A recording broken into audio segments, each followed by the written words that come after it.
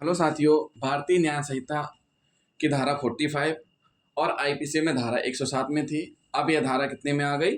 45 में। नया जो कानून है हमारा, नई आईपीसी जिसे कह सकते हैं, यानी भारतीय न्याय संहिता में धारा 45, किसी बात का दुष्प्रेरण। दुष्प्रेरण का मतलब होता है बुरी प्रेरणा, बुरी प्रेरणा देना, बुरा काम करने के लिए उकसाना। कहते हैं ना कि अच्छी प्रेरणा देने से लोगों को मंजिल पर पहुंचाया जाता है, जिससे वह बड़ा अधिकारी या बड़ा अच्छा इंसान बनता है। लेकिन अगर उसी व्यक्ति को गलत रास्ते पे धकेल दिया जाए तो अपराध की दुनिया का शहंशाह बन जाता है। उसने कभी कल्पना भी नहीं की होगी कि वह एक दिन जेल के अंदर रहेगा, उसके ऊपर इतने मुकदमे चल रहे होंगे। तो दुष्प्रेरण मतलब बुरी प्रेरणा देना, दुष्प्रेरण कहलाता है। किसी व्यक्ति द्वारा किसी अन्य व्यक्ति को, एक व्यक्ति है जो हमेशा यही करता रहता है, इसकी लड़ाई उससे करवाना, उसको इससे बढ़ाना, जिसकी दिमाग ही की फितरत ही नेगेटिविटी से भरी हुई है। किसी व्यक्ति द्वारा किसी अन्य व्यक्ति को विधि द्वारा दंडनीय, विधि द्वारा निषिद्ध कार्य जो कि अपराध है करने के लिए उकसाकर करवाना, या कोई बात उकसाकर करवाना दुष्प्रेरण है। मतलब सीधी सी बात है, कार्य कैसा होना चाहिए? जो विधि द्वारा दंडनीय, विधि द्वारा निषिद्ध है, मतलब ये कार्य आप नहीं कर सकते, उसी को उकसाकर, भड़काकर, प्रेरित करके करवाना, तो ये क्या कहलाता है? दुष्प्रेरण। इसमें दो चीजें आती हैं, अपराध कोई और करता है लेकिन प्रेरणा कोई और दे रहा है, तो यहाँ दोनों अपराधी बनते हैं।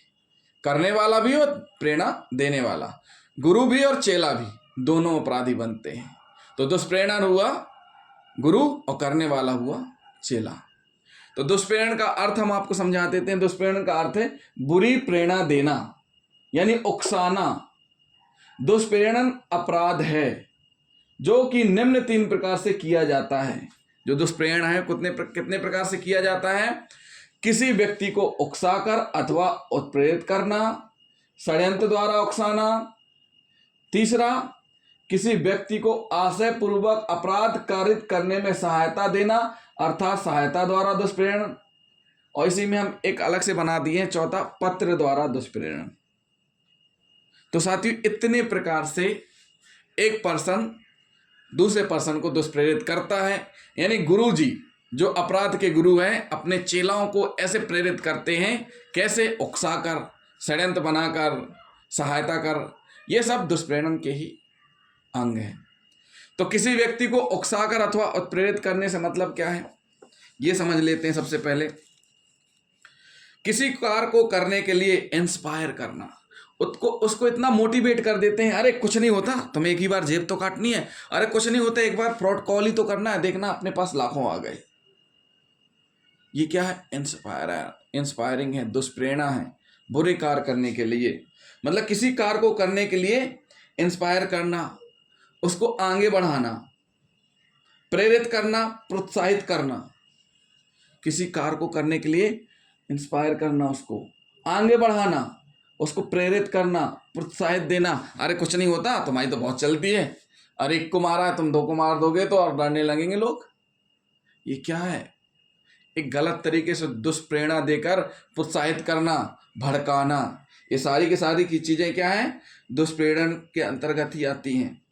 एक व्यक्ति किसी कार्य में दुष्प्रेरण का अपराध कारित करता है। एक व्यक्ति किसी कार्य में दुष्प्रेरण का अपराध कारित करता है, जो उस कार्य को करने के लिए किसी व्यक्ति को उकसाता है, उत्प्रेरित करता है। कैसे? एक बार फिर से समझिए। एक व्यक्ति किसी कार्य में दुष्प्रेरण का अपराध करता है। दुष्प्रेरण का अपराध कब करता है? जो उस कार्य को करने के लिए, जो एक कार्य है, वो कार्य कैसा है? विधि द्वारा दंडनीय है, विधि द्वारा निषिद्ध है। उस कार्य को करने के लिए किसी व्यक्ति को उकसाता है, खुद ना करके दूसरे को उकसाता है या उत्प्रेरित करता है। क्या करता है? उत्प्रेरित करता है। उत्प्रेरण तथा दुष्प्रेरण के मामले में, उत्प्रेरण द्वारा दुष्प्रेरण के मामले में यह सारहीन है कि उस व्यक्ति ने जिसे उत्प्रेरित किया गया अपराध किया है या नहीं। यह सबसे महत्वपूर्ण है कि जिसे उत्प्रेरित किया, किसके द्वारा? एक व्यक्ति के द्वारा। एक व्यक्ति जो कि दुष्प्रेरण का कार्य कर रहा है, और जिसे उत्प्रेरित किया है उस अपराध को करने के लिए, उसने अपराध किया है या नहीं। ये सबसे महत्वपूर्ण बात है। अपराध किया है या नहीं। उकसाने का तात्पर्य भड़काने से है। जब कोई व्यक्ति किसी अन्य व्यक्ति को दोषपूर्ण कार्य करने के लिए उत्तेजित करता है तो यह कहा जाता है कि वह उसे उकसाता है, उत्तेजित करता है। मतलब उकसाने का तात्पर्य भड़काने से है। उसको इतना उत्तेजित कर दो कि वह उस चीज के लिए भड़क उठे, करने लगे। और जो कि यह कार्य कैसे किया जाता है, किसी को सलाह देते हैं, निर्देश देते हैं, सुझाव देते हैं, इसके द्वारा पूरा करते हैं। उकसाने द्वारा दुष्प्रेरण का अपराध गठित करने के लिए अपराध सृजन की दिशा में कुछ सक्रिय प्रक्रियाएं आवश्यक हैं। कुछ ना कुछ सक्रिय प्रक्रियाएं आवश्यक हैं, जैसे सलाह, निर्देश, सुझाव। जब कोई व्यक्ति किसी अन्य व्यक्ति को कार्य करने के लिए क्या करता है, बढ़ावा देता है, प्रोत्साहित करता है, भड़काता है, तो यह कहा जाएगा कि उसने उस व्यक्ति को कार्य करने के लिए उकसाया है। क्या माना जाएगा कि उसने उस व्यक्ति को कार्य करने के लिए उकसाया है। तो साथियों, ये क्या हुआ, दुष्प्रेरण कहला गया। तो जो व्यक्ति इस प्रकार से उकसाता है, भड़काता है, उत्प्रेरित करता है, आगे बढ़ाता है, वह भी उसी के लिए उतना ही दंडनीय है जितना कि करने वाला। कोई कार्य जो अपराध के पूरा हो जाने के बाद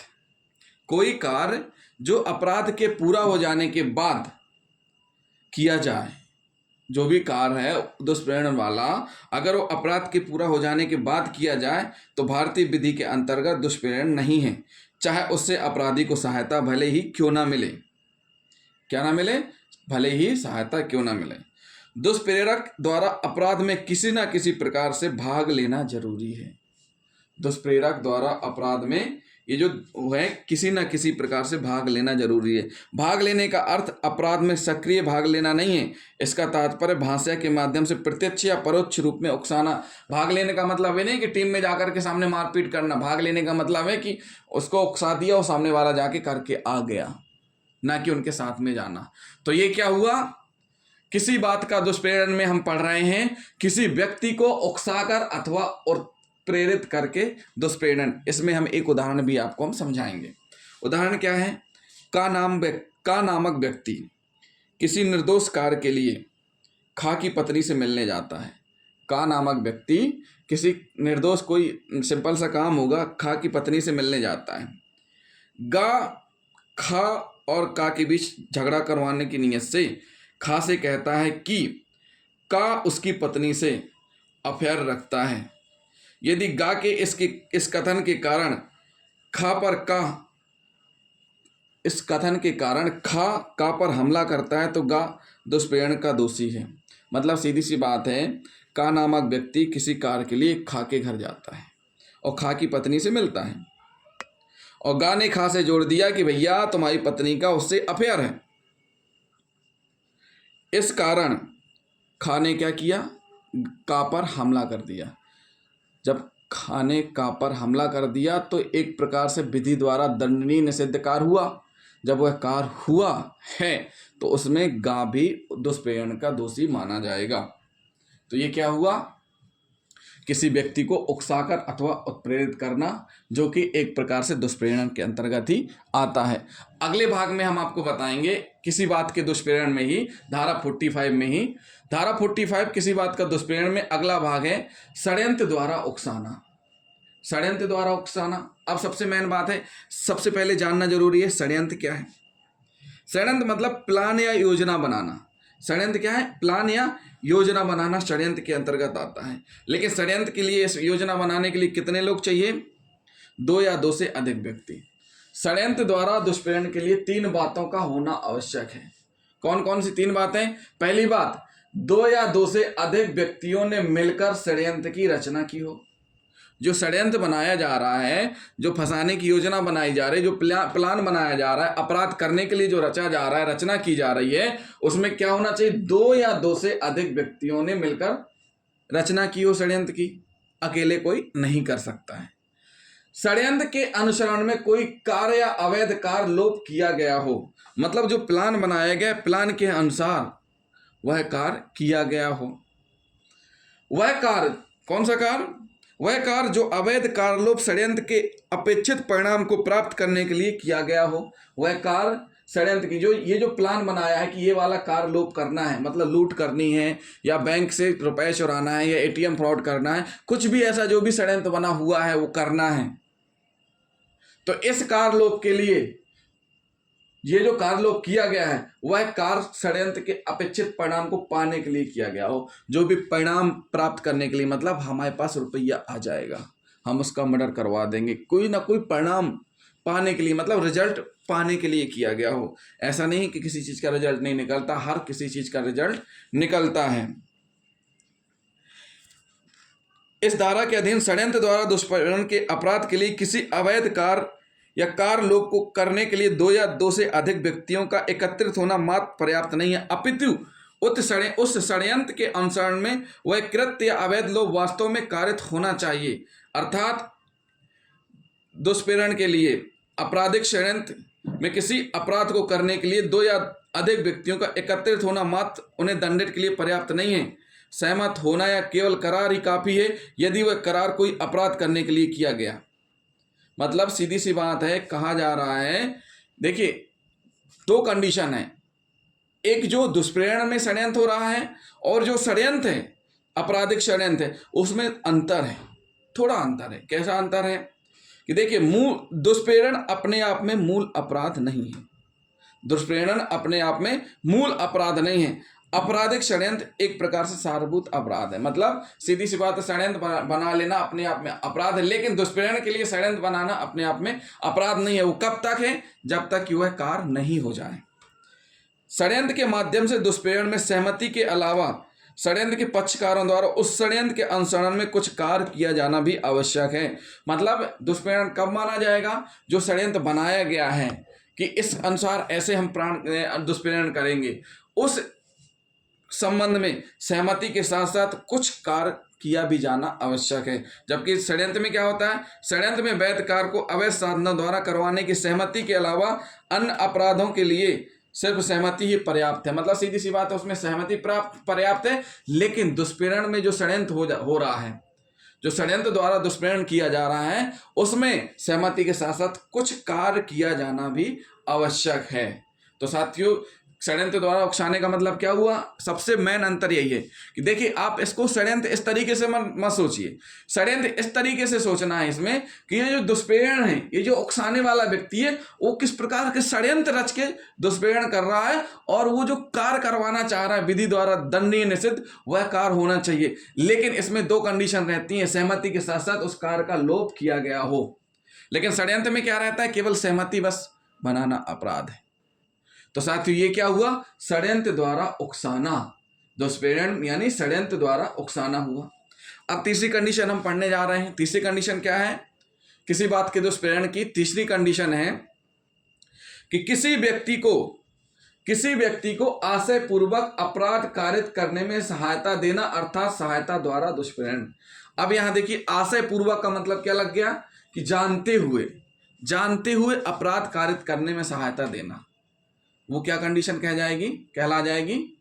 सहायता द्वारा दुष्प्रेरण। इसमें यह आवश्यक है कि वह सहायता पहुंचाने वाला व्यक्ति यह जानता हो कि ऐसी सहायता के परिणाम स्वरूप अमुक अपराध किया जाएगा। मतलब जो सहायता प्रदान कर रहा है, जो सहायता द्वारा दुष्प्रेरण कर रहा है, उसको यह पता होना चाहिए कि इससे उसके द्वारा जो किया जा रहा है वो अपराध है। कार्य जिसमें मात्र एक कार्य है, मतलब सीधी सी बात है, बिना जाने मात्र एक कार्य में सहायता प्रदान करना, एक कोई कार्य करना जो कि वह नहीं जानता कि इससे अपराध है, तो वह दुष्प्रेरण की श्रेणी में नहीं आएगा। क्या नहीं आएगा? दुष्प्रेरण की श्रेणी में नहीं आएगा। अब एक नई बात आ गई है कि पत्र द्वारा दुष्प्रेरण। पत्र द्वारा दुष्प्रेरण का मतलब क्या होता है? पत्र द्वारा दुष्प्रेरण, जब दुष्प्रेरण पत्र के माध्यम से किया जाता है, जब वह पत्र की विषय वस्तु निर्दिष्ट व्यक्ति की जानकारी में आ जाए, अर्थात वह पत्र पाने वाले को मिल जाए। पहले के समय में पत्राचार होता था, आज के समय में टेलीफोन होता है, तो पत्र की जगह टेलीफोन के माध्यम से भी दुष्प्रेरण हो सकता है कि उसने उसको बोल दिया कि उसने ऐसा कहा था, और जिसको बोला उसने जाकर के उसके घर में आग लगा दिया, कुछ बोल दिया, तो वो एक प्रकार से दुष्प्रेरण का कार्य कर गया। तो ये पहले के समय में पत्र द्वारा दुष्प्रेरण होता था, लेकिन आज के समय में क्या होता है? मोबाइल या टेलीफोन से भी दुष्प्रेरण का कार्य हो जाता है। एक उदाहरण देखिए, एक व्यक्ति को अपने यहाँ आने का निमंत्रण दिया, आने के बाद उसकी हत्या कर दी गई। धारा की व्यवस्थाओं के अंतर्गत मृतक को निमंत्रण देना हत्या करने में सुविधा प्रदान कर सहायता करना कहा जा सकता है, परंतु जब तक यह प्रमाणित न कर दिया जाए कि निमंत्रण हत्या करने में सुविधा प्रदान करने के आशय से दिया गया था, उसे उत्तरदायी नहीं ठहराया जा सकता। श्री रामचंद्र बनाम स्टेट ऑफ तमिलनाडु के बाद में निर्धारित किया गया कि भारतीय दंड संहिता में वर्णित दुष्प्रेरण एक स्वतंत्र अपराध है, अतः दुष्प्रेरण के परिणाम स्वरूप भले ही दुष्प्रेरित व्यक्ति द्वारा दुष्प्रेरित कार्य को न किया गया हो, किंतु फिर भी दुष्प्रेरक का दायित्व पूर्ण व निरपेक्ष माना जाएगा।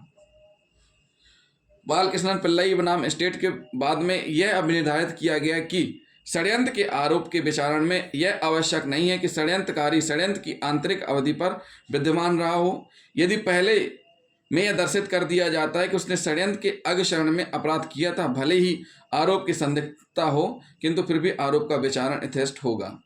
तो साथियों, ये क्या हुआ, दुष्प्रेरण के संबंध में हुआ। हमने आपको अच्छे से समझाने की कोशिश की है। दुष्प्रेरण का मतलब होता है बुरी प्रेरणा देना, उकसाना, जो कि एक प्रकार से अपराध है। इसके अंतर्गत 3 चीज़ें आवश्यक हैं: किसी व्यक्ति को उकसाकर अथवा प्रेरित करना, षड्यंत्र द्वारा उकसाना, या किसी को आशयपूर्वक सहायता प्रदान करना, सहायता द्वारा दुष्प्रेरण करना, पत्र द्वारा दुष्प्रेरण, या मोबाइल फ़ोन के द्वारा भी दुष्प्रेरण करना।